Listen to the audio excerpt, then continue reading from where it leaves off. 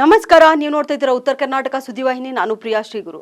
ವ್ಯಕ್ತಿಯೊಬ್ಬರ ಮೃತದೇಹ ಬಾವಿಯಲ್ಲಿ ಪತ್ತೆಯಾದ ಘಟನೆ ಬೀದರ್ ಜಿಲ್ಲೆಯ ಬಸವಕಲ್ಯಾಣ ತಾಲೂಕಿನ ಕೊಹಿನೂರು ಗ್ರಾಮದಲ್ಲಿ ನಡೆದಿದೆ.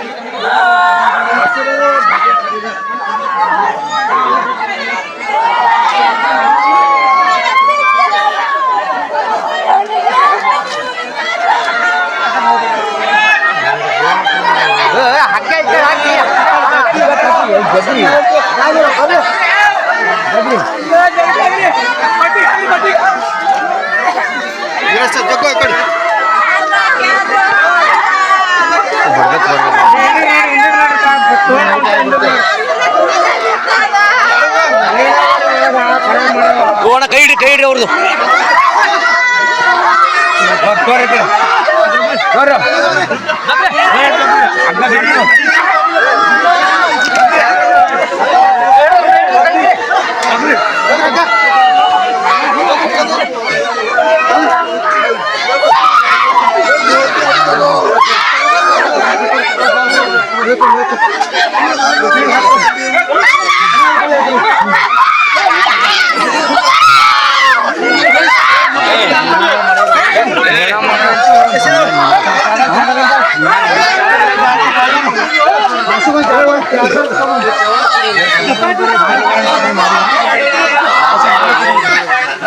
ಮೃತ ವ್ಯಕ್ತಿ 52 ವರ್ಷದ ಬಸಯ್ಯ ರಾಜಯ್ಯ ಗಣಚಾರಿ ಎಂದು ತಿಳಿದು ಬಂದಿದ್ದು, ಬಸಯ್ಯ ಕಳೆದ 3 ದಿನಗಳ ಹಿಂದೆ ಮನೆಯಿಂದ ನಾಪತ್ತೆಯಾಗಿದ್ರು. ಮನೆ ಬಿಟ್ಟು ಹೋದ ದಿನವೇ ಆತ ಬಾವಿಗೆ ಬಿದ್ದು ಮೃತಪಟ್ಟಿರಬಹುದು ಎಂದು ಶಂಕಿಸಲಾಗಿದೆ.